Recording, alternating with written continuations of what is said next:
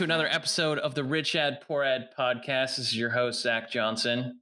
I'm with the one and only Dylan Carpenter. How you doing, Dylan? Doing pretty swell over here, man. Ready to talk about some curves and combat boots today. Yeah. So today we got the CMO of Curves and Combat Boots and the media buyer, which I'm excited to bring on. These guys are having some explosive growth across multiple channels, right? So like the last couple episodes, we've been focusing a lot on Facebook ads, but today we've got a brand on that's spending on Pinterest, Facebook, Instagram, YouTube, Google, and probably hopefully soon even opening up even more channels. But they're spending 6 figures a month on ads, built a 7-figure brand on their way to 8 figures. I'm pretty pumped. So let's get them on the show. Welcome, Jonathan and Kevin. How you guys doing? Doing well. Thanks for having us. Yes, definitely. So, Jonathan, give us a high-level overview. What is Curves and Combat Boots? Tell us about the brand. What do you guys sell? Absolutely. So, our product is women's leggings. Specifically, we're known for leggings with pockets. But really, outside of our brand selling leggings, we're very purpose-driven and really super focused on female empowerment. And we live our mission. We live it. We talk about it internally. We really truly do live our mission. And really our feeling and our message to the market is every woman should feel empowered to be the best version of themselves every day. And that's really what we're focused on doing and spreading. That's awesome. And how long have you been working with Kevin? Only about 6 months. I met Kevin, through like networking essentially. And I liked what he had to say, and he impressed me really quickly. And I'm really happy that we got the opportunity to work together. Now, Kevin, you're the independent kind of outsourced media buyer specifically for Facebook, right? Is that right? That is correct. Facebook and Instagram. Okay, cool. Now tell us a little bit about your background. Tell us a little bit about I'm assuming you have an agency. You've got a couple more clients than Curves and Combat Boots. So give us a little background here. Yeah, no, for sure. I got started with digital marketing around like 4 years ago. Literally just Googled how to make money online. And then I was just fresh out of college and I just got dropped from a job. And I was just like, well, I guess I could try it. I got into affiliate marketing, and then I was just using high ticket affiliate marketing. And I was just like, I feel like I can do this for other people. So then I just started working with like different brands, kind of caught my way with e-commerce. And then from there, kind of just took off from there. I don't have an agency. I don't like managing a whole bunch of accounts. So I'm more so on the consulting side now. And I met Jon ending of last year, like around like October-ish. And then from there, we just stayed connected. And he told me about Curves like within like December. And yeah, man, this year, man, we're taking off in some crazy, crazy numbers.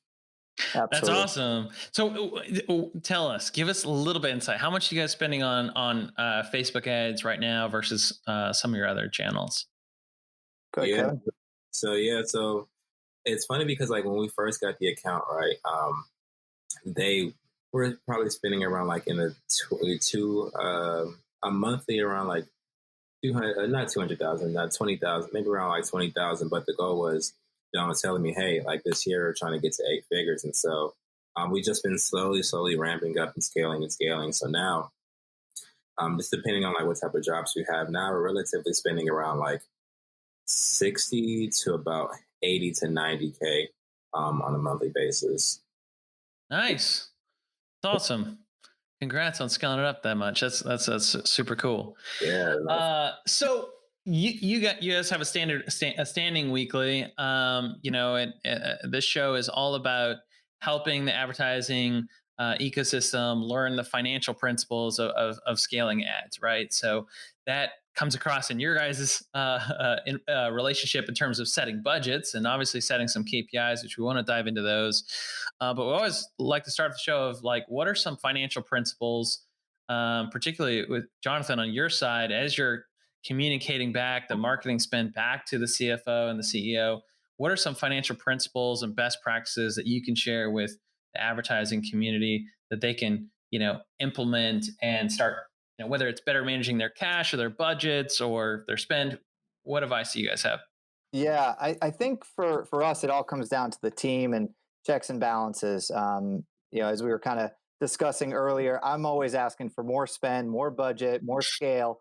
And Kevin's in the same boat. We just want to spend and scale because we're very confident in our abilities, and we're way over our KPIs as far as ROAS and way under on CPA. So of course we want to. But we have a great accountant kind of slash CFO who really keeps us in check. And then at the end of the day, our CEO Elijah ends up making the decision. I'm over here on one end, kind of like the devil on his shoulder, saying, "Give me more," and then Dimitri is on the other end saying, "Nope, we gotta tighten it up and make sure we scale wisely." And I respect him a lot. I mean, we always give each other a hard time, but I really respect that guy and make sure he's really a huge reason why we are successful. Yeah, what happens when you start getting low on inventory and you're wanting to scale up? Like, how does that conversation really start to happen? Because this is like the classic example where you have an agency or a CMO, VP of marketing that's asking for more budget, but there's not a clear line of communication with the CFO, right? Mm-hmm. It's like, why am I getting a no every time here? Mm-hmm. Mm-hmm. And a Yeah. lot of times it's because of it's a cash or a credit or a capital related conversation on the back end. So it's easy to scale up when inventory is high, but how has that really played out for you in those meetings with your CFO and CEO? Yeah, I mean, so we're really blessed. We don't have too many like cash flow issues. We've had been very fortunate, especially this year with the pandemic, et cetera. But Yeah. yeah, it all comes down to communication. I mean, that's it. And if we're not aware that something's out of stock, and I mean, Kevin will see if the ROAS dives really quick. He's very attentive to his ads, but there have been times where we had an ad going for 24 hours, and guess what? It's been out of stock for 24 hours. So we make sure that we communicate that really effectively and make sure that that happens as little as possible. That's awesome. That's awesome. And then Kevin, walk us through the KPIs. What do you have to hit? What are the numbers? Otherwise, if you don't hit, you're fired. Right. So yeah, no, like initially, like John told me, he was like, "Hey, like, look, we want to at least get our CPA, our CPA around like 18. Like, we're not trying to go like anywhere above that. ROAS, I think we were starting off at least like I need to hit at a minimum of like a 3. And so just understanding those KPIs just allows me to really start ramping up. That's what really helped me to ramp up so quickly. Was having understanding those KPIs. So now, when we have our drops coming and we have our good campaigns going, now we're at a super low, 13, 14, 12, sometimes even CPA on all the majority of the campaigns across the board. Are y'all looking at it on the blended side of things? Are you comparing prospecting versus retargeting? Same with the other channels. Are you kind of blending it all together or kind of keeping it segmented? Yeah, on the Facebook side, it's definitely all blended together. But even then, that's still like depending on some of the top of funnel campaigns, it would even beat some of the retargeting campaigns just because it's that good of a product. Yeah. So, but yeah, it's all in one blended. Heck yeah, that makes total sense. And I mean, how fast are you noticing like creative fatigue come through? I mean, you have a huge audience. So, I mean, are these creatives lasting a good while, on your end? Or are you seeing them get saturated pretty quick? Or how fast are you kind of rotating those out? Yeah, no, that's a good question. It really just depends, right? So, like, if I launch a new campaign, I'm typically trying to launch them around like the time where we're about to have a drop. Like honestly, like working with Curves is like one of the greatest learning experience I've had is just working with the e-commerce brand because seeing of like the activity within the ads compared to the action on their actual brand within their drops and how literally like it's like imagine just like having gasoline and just like dumping it down. Like when our drops comes, like dude, stuff just goes crazy. And so you gotta feed the hype train a little bit. Right. So like understanding that now just helps me to understand what type of campaigns that I need to make. And from there, like once the drop ends, okay, hey, which creatives are dying down a lot faster, taking those off. And honestly, just being a lot more simple. Before like Facebook, you had to test 20 different campaigns and ads, and you had to have like 50 campaigns running. And now I'm just trying to keep it simple. Like I only have maybe about like no more than 10 active campaigns in my accounts. I'm usually like around like the 6 to maybe like 4 to 6, 7 campaigns live at a time. And just spending a lot more money within those. So now, since I use dynamic creatives, I don't really experience too much ad exhaustion now. That's the way to do it. Heck yeah. No, that makes total sense. That's cool, man. Well, I want to dive into some of these ads. I'm ready to dive into the rich ad, poor ad segment. You ready? You ready to kick it off, Dylan? Oh, yeah. All right, gentlemen. What are y'all feeling? Should we dive into the poor ad or that rich ad first? I think we should roast the shitty poor ad. Let's do it. Sweet. Heck yeah. So we got a static image. I'm going to kind of lay it out here so everybody has some context. But hey, everybody prepare to freak out. Our crop tops are designed for low impact and high style. The new styles are here. So, with y'all kind of being more legging oriented, we're kind of flexing on some crop tops. We got a static image for wonderful ladies kind of posted up. So, I mean, let's break it down, Kevin. I mean, why didn't this work? Did y'all put a decent amount of budget behind it? Let's go ahead and kind of, break it apart, rip it apart. Yeah, no, for sure. So I think the biggest thing is it's a leggings brand, right? So because Curve they have such a dynamic audience, I figured, hey, well, they're gonna love to buy anything we put out, right? And that was just not the case. That was not the case at all. I put this out and it was like an instant flop. And like you had like that, that advertiser's pride. So you're like, anything I make isn't gonna be shitty. It's not gonna be bad. So like you see the ROAS is tanking. You're like, I'm gonna let it run a little bit more. It just keeps going down and down and down. So yeah, I think the biggest thing or the reason why it didn't fit was because one, it's a leggings brand, and so this should have been more of a bottom of funnel, cross-selling type of product instead of me trying to put this on the top of the funnel and put it out there. I think that's like one of the biggest reasons why that it flopped. So more or less not kind of focusing on those hero products that are the namesake for the brand essentially is kind of the way to go about it. Mm-hmm. Either focus on the hero products or like the actual brand itself. Now, how long did you let this bad boy run? I'm kind of curious. Were you kind of let it learn a little bit, or I want to hear that ROAS on. Yeah, I guess our CPP is around like 18, and looking into like maybe like 37-ish. I was like, okay, all right, this is a flop. It's okay. Was this the first time you were kind of testing a different angle, like crop tops on that kind of top of funnel side, or were you just trying to see if that would kick off? Yeah, a little bit of both. Like I've just been more so focusing on like the accessories and stuff like that on the middle funnel, but I think we had a drop for the tees, and so we did. Yeah, I just figured that okay, well, yeah, it's gonna hit, but nah. It wasn't. I think that's a common. We're talking about before the show. I think that's a common, mistake though. Is especially when you have a brand that's spending 6 figures a month and it's got multiple product lines, you instantly see, all right, well, this is the scale I've gotten with core product, and you start thinking about bottom of funnel profitability, cross sells on retargeting. That's natural, right? But everybody likes to do their fancy footwork on their tripwires or their front end offers. Right. And I think that it's you can go down that rabbit hole. I think one of the things you did successfully. I mean, yeah, like you caught the whole. I think campaign. And I wouldn't really look at this as like a this is like an ad that like didn't work. I think the whole strategy of the funnel of how do you how does a leggings like core brand sell crop tops, and really in terms of funnels, somebody could have spent like a whole year on this funnel if you think about it, Jonathan, right? Like we're gonna open up crop tops, and like what's that funnel look like, what's that creative look like, and you guys Kevin, like, I know you're beating yourself up on the $38, but like, bro, like, come on. That was smart. Like, you controlled, um, I feel like in the grander picture of things, and maybe Jonathan, you could kind of spread some lights of like across the board, like how much did you guys really invest in that initiative of an attempt to try to sell crop tops on top of funnel?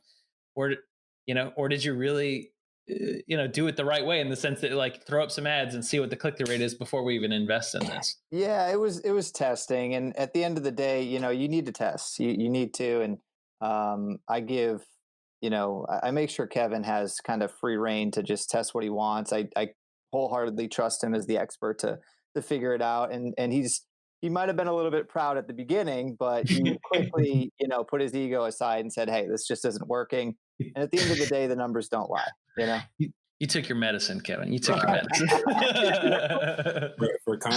For context, I had spent $2,000 on the campaigns, and so the cost of the CPA was about 38 overall. Yeah, that makes sense.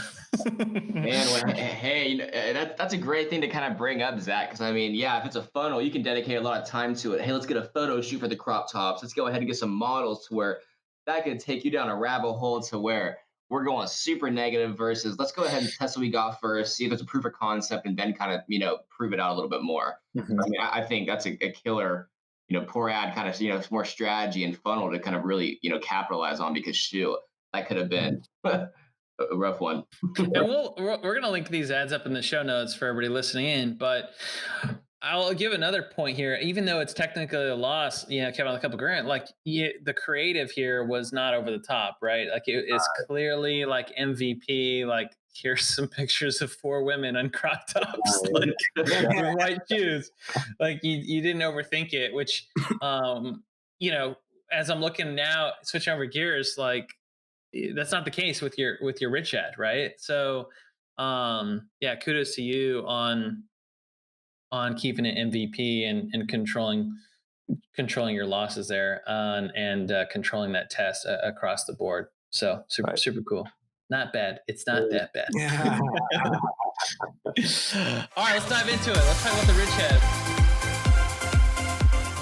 What's working right now? Tell us how has this ad scaled up? I mean, I'm looking at it right now. You guys got 419,000 views, 1,300 shares, 419 comments, 7,000 likes. So that's clearly working.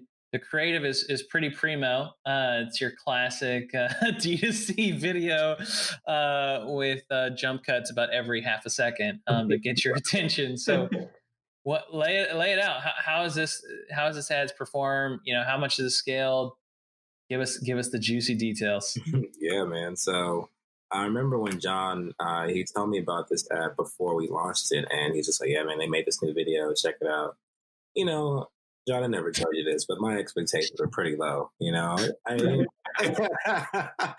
just like, oh, okay, well, it'd be cool. But like when I watched it, I was like, wow, I was really blown back. It was like, a whole like click clack Under Armour commercial. It was just very, very well put together. It was just a whole commercial. And so, yeah, man, like I didn't even really do too much. The biggest thing we just focused on was just testing 2 types of copy. We tested like a short form, about 1 sentence. And then from there, we had a bit longer form. As you can see, the longer form won, which is a bit surprising to me. But, I think it kind of just stands with the message behind the video. And so, yeah, I'm sending them straight to the homepage from that. And like, yeah, man, like it exploded on itself, man. Like, literally spent like the first couple thousand we spent on it. We were getting like a 15 return on ad spend. It was insane. So from there, I just kept pouring juice on the fire. Spent 7, spent 10. Then from there, so started moving into other campaigns, middle of the funnel. There's like shortened up videos as well too. So we have a 90-second one, and we have a 30-second one, a 15-second one. I want to see the 90-minute one. That's gonna be amazing. Incredible movie. You guys should watch it. It's a webinar. It's a webinar for women's. Right. Yeah. So just chopping up into different, putting variations inside. Yeah. The audience really, really helped the campaign explode. So how long have you been using this, and is it still cranking? When did the video come out, Jon? Man, I want to say it was like February timeframe. Yeah, So it's probably still pumping some fire into it, huh? exactly. Yeah, more so moved it to like the middle of funnel now. Um, but yeah, like whenever like a drop or something will come up, put that top of funnel right back up. And I Um, mean, it's from what I'm noticing, it's of course, direct to consumer is the ultimate goal, but it seems killer on the branding side. Because I mean, the first thing I was noticing were a lot of the comments. You really tugged on some heartstrings for who your actual audience is, to where one of the first comments I see is finally a video message I can actually relate with. Mm. So I mean, when it comes to speaking to your audience and kind of finding those pain points and really reeling them in, you got that emotional connection right there to where they're going to kind of keep you on the loop without a doubt. So I think for who your audience is, the women empowerment side, you hit it right on the head. Yeah, Edward, who shot the video, I got to give him props. He really just did a really good job with the vision. Like myself and Elijah kind of knew in our heads what we wanted, and then we worked with Presley, who's the model in the video, and she kind of shined her own personal touch on it. But Edward just nailed it. He shot it awesome. He really did. So who's Edward? Who's Yeah, this guy, Edward? Edward's our videographer. In-house videographer, like. No, so he has a full-time gig, but we do fly him out to a lot of locations, and he definitely has a passion for curves, and if we had Yeah. more work, we would definitely hire him full-time. Yeah, I mean, it only takes one video, as we all just talked about, right? Right. right. Well, that's awesome. So, walk us through the creative process, Jonathan, in terms of how long does this take? Like, how much do you guys invest in this creative? Because it looks pretty awesome. Yeah. Yeah, so Edward has really reasonable prices. I don't know exactly what we spent, but we always make sure we take care of our people and fly them out and put them up and all that, and make sure they're taken care of and that they make it an experience too. It's not all about the shoot. I mean, we want to make sure that they have fun during the experience. But yeah, I met with Edward first. I kind of went from the ads perspective. Like Edward is really good at creating the story, creating the emotional response. But like, I wanted to make sure there were a few quick cuts at the beginning to really hook people in and make sure people were watching past 3 seconds because if you don't get people hooked, it doesn't matter how good your video is. You need to make sure you catch their attention really quick. So I talked to him a lot about that and best practices, but pretty much from there, I mean, it was all him. I made some minor tweaks to a few of the shots, and Presley really, that emotion in the video is very sincere. She was, you can tell. I mean, you can tell. But yeah, we had probably 2 or 3 meetings, and then finally flew them out. They took care of the shoot themselves, and we were anxiously awaiting it, but it came back, even better than we imagined. Heck yeah. Now on a ad side of things, that's where I like to get into it. Was this more of on the kind of first touch points on you saw Kevin, were people converting from this immediately, or is it kind of more of getting the awareness out there for the retargeting ads? How did that kind of come into play? Was it kind of more of a long-term cycle, or did people see that and like, I'm gonna go buy this right now? Or was it more to kind of feed the beast of the retargeting? Yeah, that's a good question. And I know, like, especially like earlier in my years, like when I used to do Facebook advertising, the biggest thing was like, all right, well, you want to run this as a video view and then use it as retargeting. But like, dude, I don't see that working anymore because like you're optimizing for people to view a video. You're not optimizing it for purchase. So like I put it straight for purchase, and like yeah, like dude, like the return, like I said, our we want our CPP to be around like 18. Like dude, we were like I started off it was like 7, and then it slowly creep up. I think right now it's at like 10. If I just pull up a random campaign, it's like around like 10 on the CPP side. Like ROAS was easy. Like we paid like one campaign was like over 10,000, and like yeah, it was, so you can imagine the ROAS from that. So it was pretty much an instant hit, man. Like it was an instant hit. And the crazy thing is we weren't pushing to purchase. We're just using the brand. But I think it really correlates to like how well the videos put together. And then from there you go to the website and that same message is translated over, because I'm sending them straight to the homepage. I'm not sending them to a catalog or any type of products. I'm sending them straight to the homepage. So I think it's just a really good correlation between the two. Oh yeah, I mean that was something I mentioned, before we kind of jumped on this is a lot of the top videos we've had have been, the poor ad has been that professionally done video versus the, hey, we went to a festival, we had people try some hot sauce. So I mean, it didn't cost us anything except for the actual product. So the fact y'all kind of reversed it and did more of the professional side of it really kind of goes a long way to say, as long as you can kind of speak to your audience and have that kind of really connection and a killer offer, I mean, it's gonna really sell itself at that point. So it's good to see some solid videos that had some money back behind it still kill it these days. What was the strategy, Jonathan? You said you were really intentional about getting the hook on the on the click or in the feed. Like, what was the strategy there when you were working with the video editor? Yeah, I mean, it was kind of what you said. It was those fast cuts, really making sure that we were catching people's attention. But yeah, I mean, honestly, I can't remember exactly what I said. It was a long time ago now, but I know it was essentially we wanted a hook and then have an emotional response right at the beginning, and then we knew if we could do that, chances were that the ad would be successful. But you know we've been doing this long enough, Kevin and I, that we know, like, we might think an ad's going to be great or whatever, but you never know. You Yeah. never know. Yeah. I've seen ads that have really high production quality and maybe 20, 30, 40, $50,000 was dumped into it and it flops. And I've seen, like you said, user generated content that was free that works great. So you never know. Yeah, I mean, like, just the first 7 seconds, he did a great job pulling out the emotion, right? Because, like, she's looking in the mirror, getting herself pumped up. She's like got a sweat like dripping off her face. She's like worked out. And then she's like kissing her kid, and it's like, oh my gosh, she's working her ass off. And it just becomes really real all within the first 10 seconds. Right.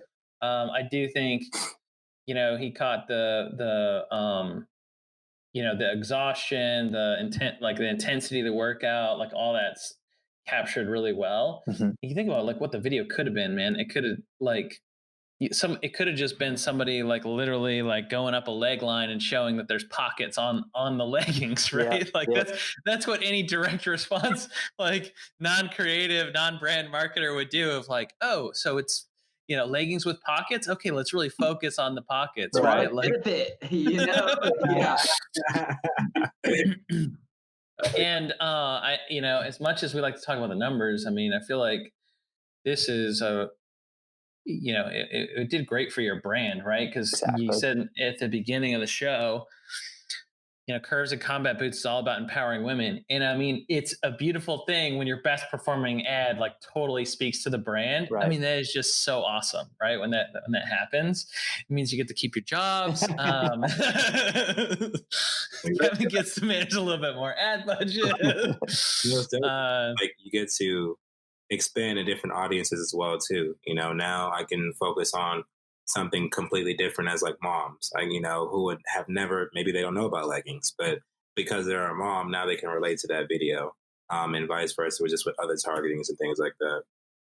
Yeah. So what advice do you guys have? Obviously, on the other side of this of having a campaign, I mean, what advice do you have? But also just sum it up for me, Kevin, like how much have you guys been able to spend, with this one video? With this one video, we spent literally just because, and with the one video, because like I said, we have the short one and the long one, easily over 20 grand on the video for sure itself, not even just combining it with like campaigns, just like within its own campaign. Mm-hmm. And yeah, like, so from there, the biggest advice I would just say is just like pretty much everything that we're talking about, having something that correlates with the brand. And you don't have to really focus on selling to sell, I think that's a big thing that, like, even a couple of days ago, I was making a new ad and thought about that. And instead of focusing on the message and the brand, people are too focused on selling. Like we just made the joke, people are just focused on the pockets and the details, right? And not focus on the actual, what it stands for and why does this mean something. So advertisers and agencies and brands focusing on that first, and the sales are going to come in. Yeah, that's cool. What about you, John? Yeah, I mean, I'm just going to kind of second that. I mean, when you're essentially selling female empowerment and not leggings, the options are endless. You can expand that. And I'll do a little plug here. We get something coming out nutrition oriented in the future.